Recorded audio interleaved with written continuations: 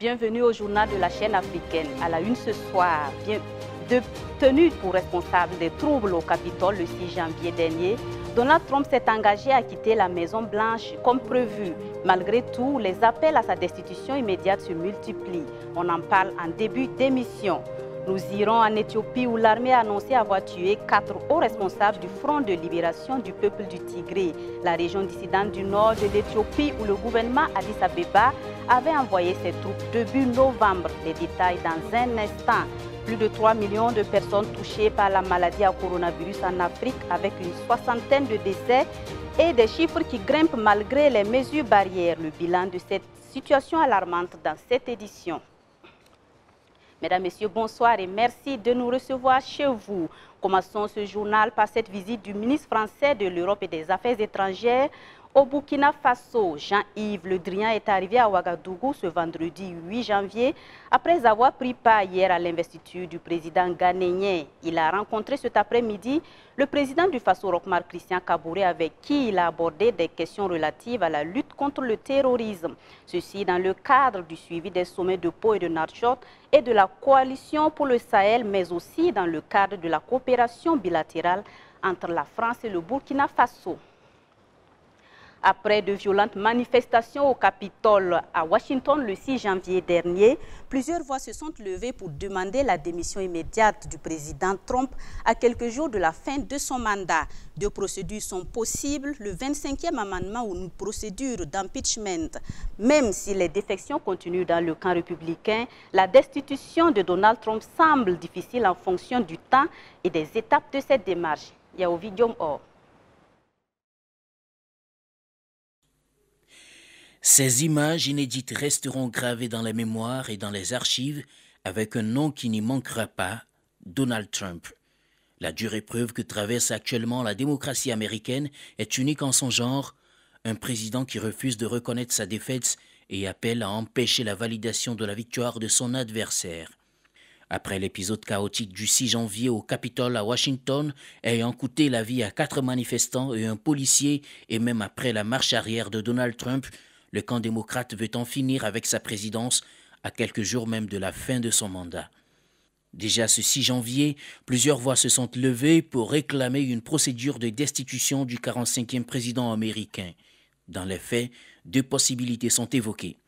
La première, celle la plus rapide, serait l'invocation par le vice-président de la section 4 du 25e amendement de la Constitution américaine, cette section qui prévoit la possibilité que le président en exercice soit écarté de ses responsabilités malgré lui s'il est avéré qu'il se trouve dans l'incapacité d'exercer les pouvoirs et les responsabilités de sa fonction. If the Vice President and the Cabinet do not act, the Congress may be prepared to move forward with impeachment. That is the overwhelming sentiment of my caucus. Et pour ce faire, c'est lui, Mike Pence, le vice-président américain, qui doit déclencher la procédure et prendre les commandes du pays jusqu'à la passation de pouvoir au vainqueur Joe Biden le 20 janvier. La deuxième possibilité est une mise en accusation du président au Congrès en vue de sa destitution, la procédure dite d'impeachment. L'une ou l'autre des 2 possibilités requiert certaines conditions aujourd'hui difficiles à réunir. Pour le 25e amendement, le vice-président doit lancer la procédure en ayant le soutien de 8 des 15 membres du cabinet présidentiel, un cabinet dont la plupart des membres sont toujours fidèles à Donald Trump.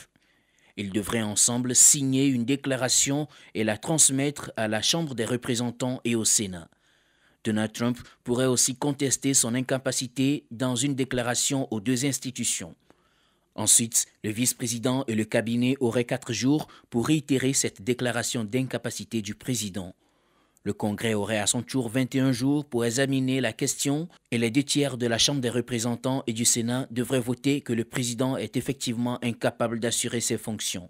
Une procédure qui nécessite beaucoup plus de temps qu'il n'en reste actuellement à Donald Trump avant de céder sa place à son successeur. Son déclenchement pourrait donc ne pas aboutir et serait juste à valeur symbolique. Même si d'autres voies de contournement de ces dispositions en termes de temps existent, tout dépendra ensuite de la volonté du vice-président Mike Pence de lancer la procédure, lui qui est toujours fidèle à Donald Trump. La procédure d'impeachment, quant à elle, doit prendre encore plus de temps. Déclenchée en fin 2019 contre le président Trump pour abus de pouvoir, elle a duré au moins 6 semaines pour aboutir en février 2020 à l'acquittement de Donald Trump par le Sénat. Pour l'heure, les défections dans le camp républicain se multiplient et Donald Trump se rend bien compte de son incapacité à empêcher désormais l'arrivée au pouvoir du président élu Joe Biden le 20 janvier prochain. Il a par ailleurs admis ce jeudi la fin de son mandat en promettant une transition ordonnée, mais au regard des violentes émeutes au Capitole ce 6 janvier, difficile de dire si les émeutiers resteront les bras croisés le 20 janvier à l'investiture de Joe Biden. Joe Biden et Kamala Harris seront le président et la vice-présidente d'après les bulletins que nous avons étudiés. Dans une note du 6 janvier 2021, Faisal Nanema présentait sa démission au président du Congrès pour la démocratie et le progrès. Entre autres, l'ex-militant et membre du bureau politique national évoque des problèmes personnels avec l'actuel président Edi Kombouego. Pour en savoir davantage, je vous propose de suivre le reportage de Aimé Sawadogo et de Achille Ouedraogo.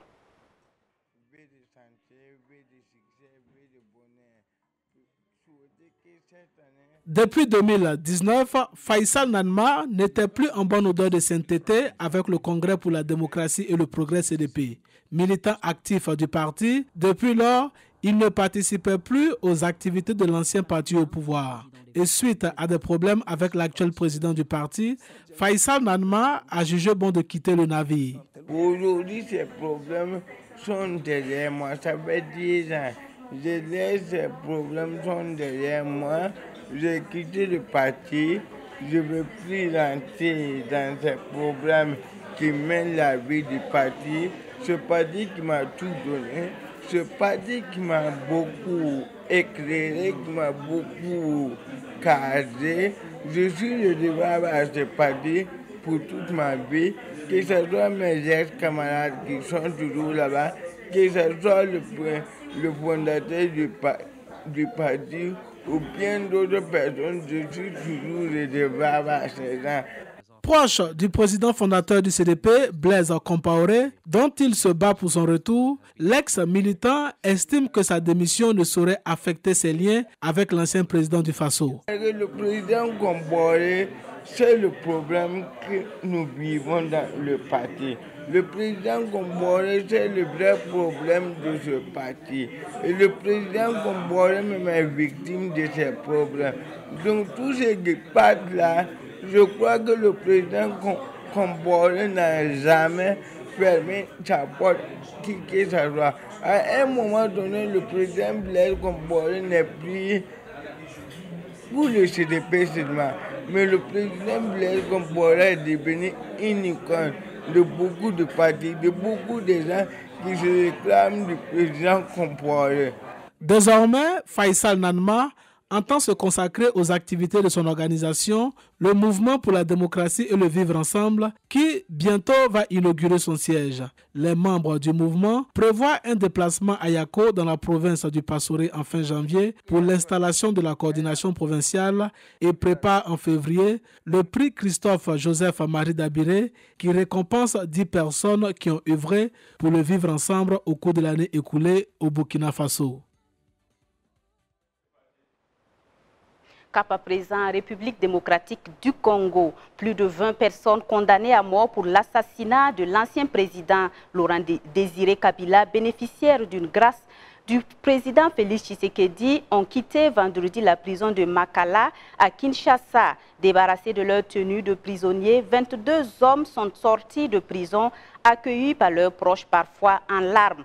Parmi ces hommes, le colonel Edi Campet, l'aide du camp de l'ancien président assassiné, est sorti de la prison dans une jeep sous escorte. Une 23e personne, un ancien chef de l'Agence nationale des renseignements, Georges Leta, est également sorti de prison, mais n'a pas assisté à la cérémonie organisée pour leur sortie en raison d'une maladie. En rappel, Laurent Désiré Kabila a été assassiné le 16 janvier 2001 dans son bureau officiel par l'un de ses gardes du corps. Depuis 2015, plusieurs hommes politiques et responsables de sociétés civiles ont fait l'objet d'arrestations spectaculaires dans certains États dont certains étaient même médiatisés, accusés parfois de faits graves. Ces derniers ont bénéficié de liberté provisoire quelques mois après leur incarcération. Pourtant, certaines autorités d'une époque avaient promis d'édifier les Burkinabés. Quelques années après, où en sommes-nous avec ces dossiers? On en sait davantage avec Aimé Sawadogo. Ils sont nombreux, ces illustres prisonniers, qui, depuis 2015, sous la transition, ont bénéficié de liberté provisoire quelques mois après avoir été placés sous mandat de dépôt. On se rappelle, le 29 décembre 2017, le colonel Auguste Denise Barry a été interpellé par la compagnie de gendarmerie de Ouagadougou pour des faits de présomption d'atteinte à la sûreté de l'État et déféré au parquet militaire le mercredi 3 janvier 2018. On lui reprocherait d'être mêlé à une tentative présumée de déstabilisation du pouvoir. En son temps, le ministre de la Sécurité avait dit, je cite, « Vous serez édifiés, vous allez être servis, nous sommes au Burkina. Dans tous les cas, notre pays est un pays de droit. On ne peut plus faire la force à quelqu'un. » Fin de citation. En attente d'être édifiés sur les actions posées par le colonel Barry, les Burkinabés ont plutôt été surpris par la liberté provisoire dont bénéficie ce dernier depuis le 28 août 2018. Près de 3 ans après, où en est-on avec l'enquête sur cette affaire qui avait fait couler beaucoup d'encre et de salive? Quand serons-nous édifiés? Bien malin qui saura répondre.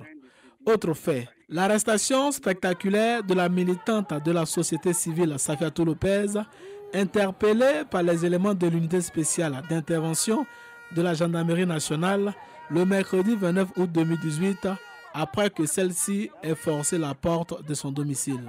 On lui reprocherait une probable implication dans une tentative de faire évader des détenus de la maison d'arrêt et de correction des armées Maka.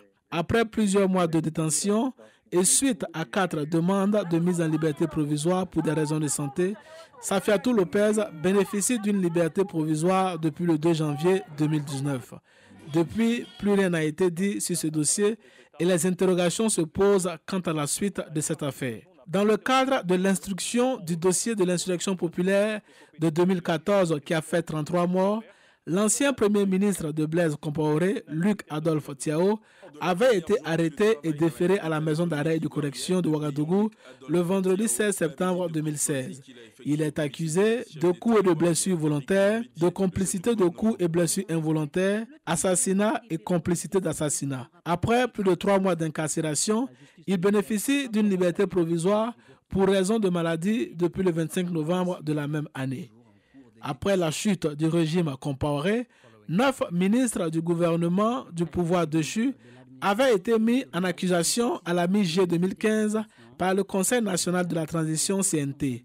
Plusieurs d'entre eux, dont Jérôme Bougma, Jean-Bertin Ouedraogo et Arthur Kafando, sont sortis de la maison d'arrêt de correction de Ouagadougou-Mako pour raison médicale ou après avoir obtenu une liberté provisoire. Ouvert en mai 2017, le procès de ces derniers va de suspension en suspension et traîne toujours entre les mains de la Haute Cour de justice. À cela, on peut ajouter la longue liste des maires élus, dont Marin Kazmi Ilboudo, Joanny Ouedraogo, Séraphine Ouedraogo, pour ne citer que ces quelques-uns de la ville de Ouagadougou, qui sont tous passés par la case prison après une arrestation fortement médiatisée et quelquefois spectaculaire et dont les dossiers en justice semblent aujourd'hui perdus dans les méandres de l'oubliette. Nous en venons à ces assassinats de 4 hauts responsables du Front de libération du peuple du Tigré de la région dissidente du nord de l'Éthiopie. Les soldats éthiopiens ont également capturé 10 autres membres de ce parti qui dirigeaient le Tigré avant d'être renversé par Addis Abeba. Un porte-parole du TPLF et l'ancien chef du bureau financier du parti ont été tués lors de cette opération militaire. L'ancien directeur de l'autorité éthiopienne des médias et un journaliste proche du parti sont également morts. Parmi les responsables interpellés figure l'un des membres fondateurs du TPLF, âgé de plus de 80 ans. Ce dernier s'était retiré de la vie politique mais demeurait une personnalité influente du parti. Le chef du TPLF et les partis dirigeants du parti sont toujours en fuite. Depuis fin novembre, l'armée éthiopienne avait annoncé offrir une récompense d'environ 200 000 euros pour des informations permettant de les localiser. Dévoilé au public en mai 2020, le site du mémorial Thomas Sankara est en passe d'être un marché. Tout un business est développé autour du mémorial. Au Conseil de l'Entente, des commerçants y vendent des articles et arrivent à tirer leur épingle du jeu. Vous verrez dans ce reportage que nous proposent Achille Ouedraogo et Aurélia Minungu.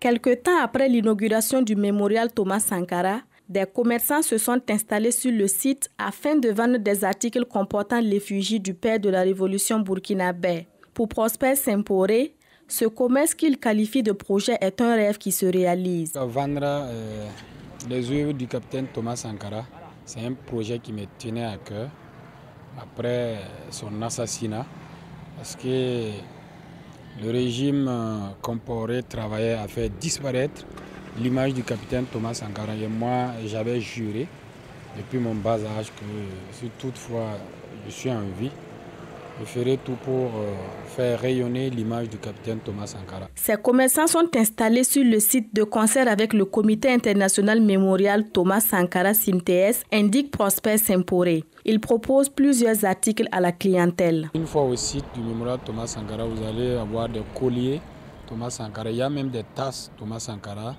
Il y a ces photos. Les t-shirts varient de 2500 à 15 000.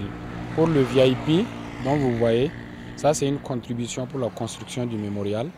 Si vous payez un t-shirt, vous contribuez à la construction du mémorial. Donc ça fait 15 000 francs. Voilà, il y a des cache-nez VIP également au prix de 2 000 francs. Les bouquins vont de 1 500 à 20 000. Il y a l'affluence. Il y a des étrangers qui viennent notamment, bon pas des étrangers, des frères, parce que l'Afrique n'a pas de frontières. Voilà, c'est tous des frères, des Gabonais, des Français, des Américains, des Togolais, Béninois, Nigériens.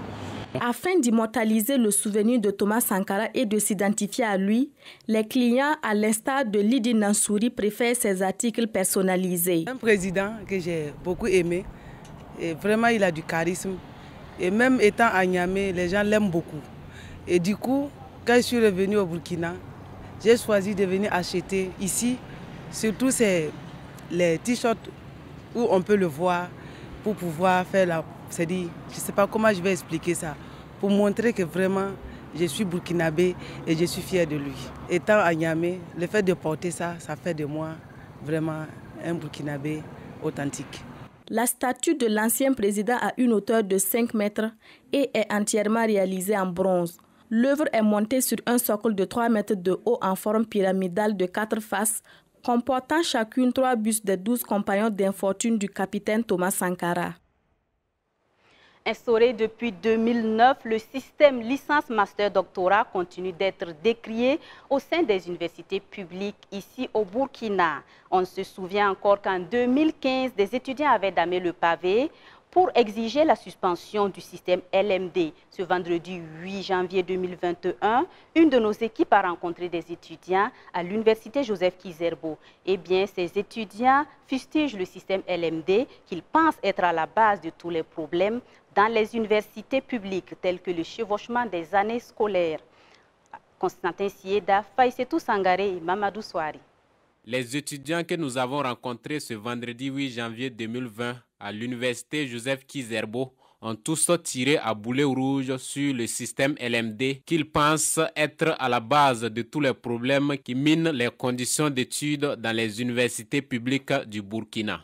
Ce système en tout cas a beaucoup d'impact sur les études au niveau des universités publiques du Burkina Faso. Et la première impact, c'est la question des retards au niveau des années académiques. Donc avant l'application de ce système-là, au niveau de nos universités, on ne connaissait pas ces retards-là. En plus des retards, il y a également la question des suffosements. Donc, tel qu'il y avait un retard criard, donc on programme les promotions postérieures avant que les promotions antérieures même ne finissent leur semestre. Donc cela cause un surforcement. Et le fait que les étudiants de la promotion antérieure n'ont pas encore fini et d'autres doivent reprendre avec la promotion qui arrive, et cela cause également problème. Et toutes ces questions-là sont liées au système, du fait que le système est un système exigeant, suffisamment exigeant. Quand vous prenez la semaine actuellement, dans cette semaine-là, nous on a cours 2 fois dans la semaine. Vous imaginez que quelqu'un ait 2 séances de cours dans une semaine. À ce rythme, est-ce qu'on va évoluer normalement? Lorsqu'on vous fait les évaluations, pour atteindre les résultats, il y a de ces enseignants qui font jusqu'à 7 mois avec des copies. Et donc pendant tout ce temps, il faut attendre les délibérations avant d'avancer. C'est avec le système LMD qu'on a constaté l'aggravation encore des retards académiques. On prend à certaines promotions qui il faut faire 6 ans ou 7 ans pour obtenir donc la licence. Et si vous partez au niveau de l'UFR, des IFR, SIA et SVT, vous allez constater donc cette réalité-là. Et l'exemple que je peux prendre par exemple, c'est en psychologie L1, S2, où les procès-verbaux définitifs de la deuxième session sont tombés le 20 novembre 2020. Et on a noté 11 admis sur 100 étudiants inscrits et 4 admis sur 119 étudiants parmi donc les redoublants. Donc si dans une petite promotion pareille, on n'est même pas capable de produire ne serait-ce que même 50% de l'effectif de la promotion, cela montre en quoi le système effectivement en tout cas pose problème et engendre effectivement donc une grave conséquence sur la vie académique donc des étudiants. Entre chevauchement des années académiques et conditions de vie difficiles, ces étudiants tentent de se tirer d'affaire. Ils estiment par ailleurs que les autorités ont appliqué ce système sans pour autant réunir les conditions de son application. L'enseignant donne un certain nombre de pourcentages de cours et l'étudiant va faire ses recherches aussi pour compléter. Mais avec quels moyens aujourd'hui nous allons aller faire les recherches? Il n'y a pas les moyens, il n'y a pas d'infrastructure, il n'y a pas d'enseignants. Et les autorités sont en train de tout réunir en tout cas pour privatiser les campus et rendre de ce campus-là vraiment un campus vraiment élitiste. En tout cas, ce système actuel dans lequel nous sommes là, le système LMD actuellement là, tel qu'il est appliqué là, c'est du terrorisme en tout cas intellectuel qui est là. Mais quand on a appliqué le système LMD sans réunir les conditions, notamment les questions d'infrastructure, le nombre d'enseignants, le retard s'est davantage s'enfoncer.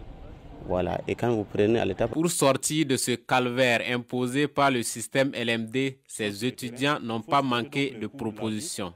Pour moi, les perspectives qu'il faut envisager, c'est d'abord travailler à rattraper les retards. Et pour rattraper les retards, il faut qu'il y ait suffisamment d'amphithéâtres et suffisamment également d'enseignants qualifiés pour qu'on puisse enseigner les étudiants et travailler à rattraper les retards. Et une fois le retard est rattrapé, permettre également aux étudiants d'avoir accès au master. Et puisque c'est ces étudiants qui auront accès au master là, qui pourront faire les doctorats et qui vont revenir enseigner. Pour nous, la solution c'est d'avoir le courage et suspendre le système LMD. Réunir les conditions. Réunir les conditions c'est quoi? C'est de former des enseignants, de recruter beaucoup d'enseignants, voilà, et contrôler les infrastructures. Rendre les conditions sociales en tout cas accessibles aux étudiants. Depuis maintenant une dizaine d'années, le système LMD est décrié dans les universités publiques du Burkina à travers des structures estudiantines. L'application de ce système ne répond pas toujours à l'assentiment de la plupart des étudiants. Jusqu'à quand durera encore le calvaire des étudiants, notamment lié à l'application du système LMD?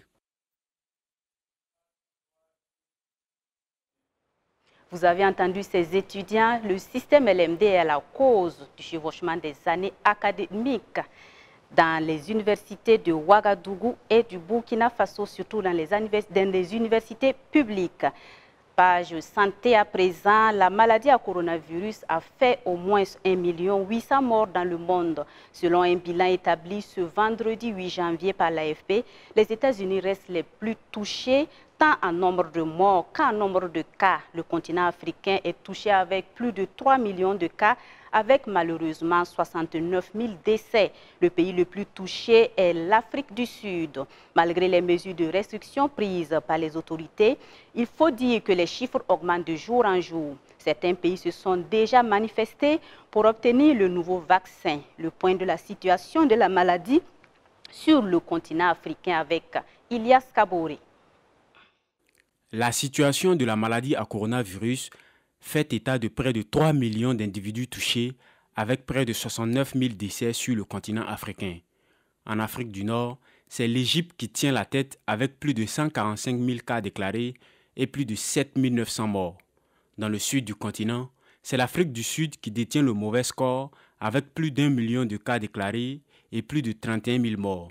À l'est, l'Éthiopie est devant les autres pays avec plus de 126 000 cas déclarés et plus de 900 morts.